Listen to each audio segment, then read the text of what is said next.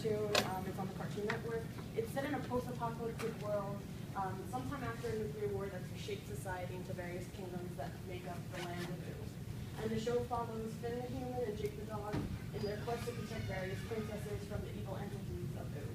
And while this might sound like somewhat of a traditional narrative of male heroes saving female princesses from male villains, the way that each character performs their gender or expresses their gender is done in a very subversive, non-normative way that effectively blurs the lines between what boys and girls must be in a binary, biologically based concept of gender.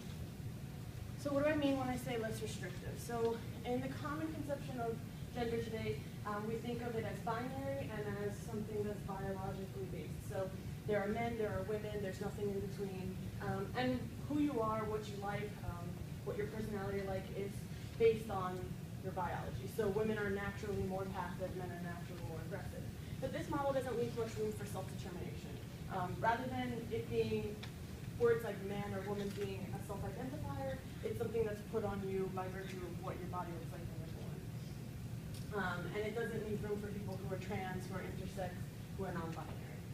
So many gender theorists advocate a social construction model of gender. That's to say that the reason why we're passive or the reason why we are natural caretakers is not something natural. It's something that has been socialized in us. We've been taught it. Gender is like more of a cultural project than it is something biological or essential about us. And this model highlights self-determination. If there's no biological basis for gender, these words can be used, manhood or womanhood, can be used to describe how you feel, what you're comfortable with, and you can choose how you want to identify. Additionally, because there's no biological basis, because it's a cultural project, we can see that change is not only possible, but it's inevitable. What it was to be a woman in the 1900s is not what it was in the 1960s, is not what it is today. So there are obviously many sites that we learn what it means to be a man or a woman, but we're going to talk about media and more specifically cartoons. So in my research, I found that on average, preschoolers watch about 30 hours a week of cartoons, and by the time a kid is 16 years old, they'll spend more time watching television than going to school. So this is a huge chunk of a child's life. It's incredibly important to look at what messages are being sent to kids, because it's been shown that before the age of 10, they do have difficulty distinguishing between fantasy and reality, and that they imitate and repeat the things that they see in order to learn. So cartoons generally today do highlight very stereotyped, biased concepts of what gender are. We have men that are portrayed as rational, ambitious, smart. The emphasis is on their abilities and their skills rather than their appearance like it is for women. And women are commonly portrayed as submissive. And many studies have shown that children do pick up on the differences, that it does affect the ways that they perform their own gender, the way that they police other people's gender, and it even affects what they think they can do in life. Job preferences have been shown to be influenced by stereotypical concepts of gender in cartoons. So what does Adventure Time do differently? So masculinity. There's an appropriation of femininity that goes on with the characters of Adventure Time that serves to destabilize the boundary between what is natural for man and what is natural for woman. So Finn and Jake are adopted brothers. They care for each other when they're sick. You can see he's asking Finn to blanket him. When Finn cries, Jake is there to take care of him. He even describes his connection with Finn as a mother-daughter type thing. He takes on the role of a mother without feeling embarrassed about it. When Jake has his own puppies with his partner Lady Mancorn, you can see in the title card he's mothering them. He's a mother hen on top of the eggs. And he's not afraid to show his emotion and his joy of being a new father. And the appropriation doesn't just happen in terms of actions, but also in dress. We can see that Jake is wearing mascara. He has lipstick and a lovely swirl pattern on his face. He's wearing a purse in this shot. And in this one, he's wearing the armor of Zeldron, which is armor for someone who is presumably female body. There's breasts in the chest plate. There's a wig there. And while Finn doesn't always necessarily understand or get his reasons for why he wants to dress the way that he doesn't openly mock him. He tells him that he looks like a target, but he doesn't say, you shouldn't be wearing that. And similarly, the princesses of the land of Boo also give Jake compliments, and he's very happy to be told that he's pretty. But it's not just about appropriating femininity, it's also about actively critiquing concepts of masculinity that aren't as healthy. It's been hinted that Jake's written a book called Mind Games under the pseudonym JT Dog Zone, And that book is meant to reference an actual book, The Game by Neil Strauss, which was a dating manual that had very objectifying sexist concepts of starting relationships. And he tries to instill a healthier concept of masculinity in relationships in Finn. So he tells him, don't read that book, it'll turn your mind to mush. And additionally, Finn and Jake are constantly calling out the other men of the land of Ooh on their behaviors. When Ice King kidnaps one of the princesses, they stop him from denying her her agency and taking away her consent. There's an episode where Marceline, the vampire queen, one of their friends, is brainwashed by an abusive ex-boyfriend to get back with her. And when he tells Marceline, you shouldn't be hanging out with Finn and Jake, get back in the kitchen and make me a sandwich, Finn and Jake are horrified by this. They're not complicit in it, they fight against it, and they help Marceline beat up her ex-boyfriend. And femininity.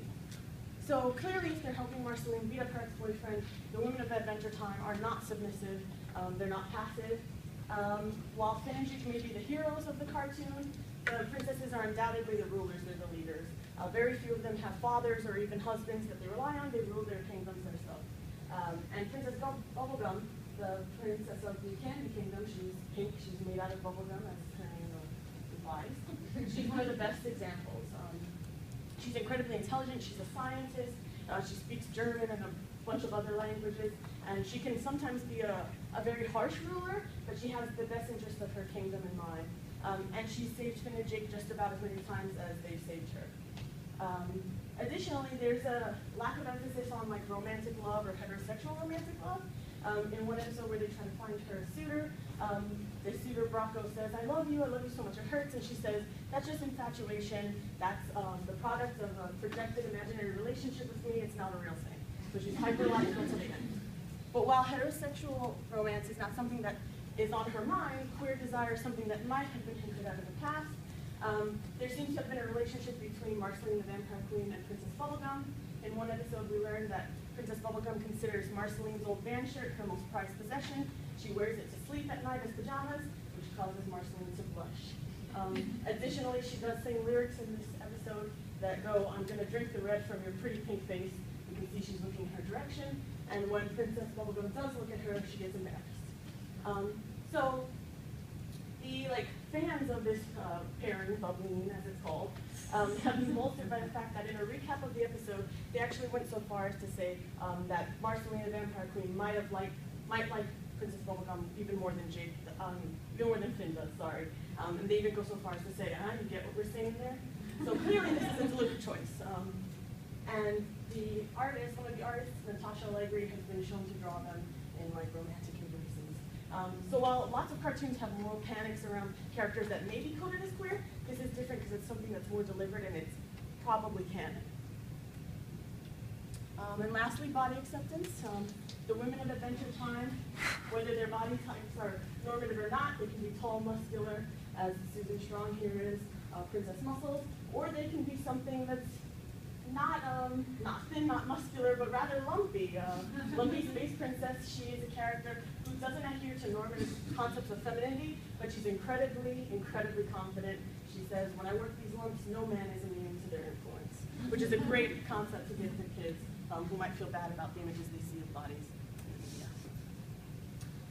And lastly, one of the greatest things about Adventure Time is not just the way that it broadens how cisgender men and women, or people who are assigned a certain gender at birth and identify with that at birth, how they express their gender, but the fact that it goes straight to gender fluidity, to non-binary characters, and to possibly trans narratives. So, gender swapping. There's been a bunch of episodes that are gender swapped. The characters who were once Finn and Jake are now Fiona and Kate. While some might argue that this is still a binary concept of gender, because you're going from male to female, I think it's important to note that it does make gender consequential to achievement or ability. No matter whether they're Fiona or Finn, they're going to do the same things, they're going to be given the same respect, and that's an important point to make for kids. BMO is another great character. BMO is a video game console and friend of Finn and Jake. And while we would think of a video game console as something without sex, without gender, if we're looking at gender in terms of the social construction, a self-identifier, it's important to note that BMO does identify as a woman and as a man at different points. And this is important because Finn and Jake still respect and care for BMO, and they respect BMO's identity. They've been shown using different types of pronouns throughout the series. And lastly, Princess Cookie. So Princess Cookie can be seen as a trans narrative. Princess Cookie starts out as a male-bodied orphan, as male-bodied as a cookie can be, with a male voice actor. And when Princess Cookie is denied this chance to become the princess that she wants to be, she's laughed at, she turns to a life of crime, she ends up meeting Jake, who sympathizes with the feeling of being forced into a role you're not comfortable with, and he tries to help her escape.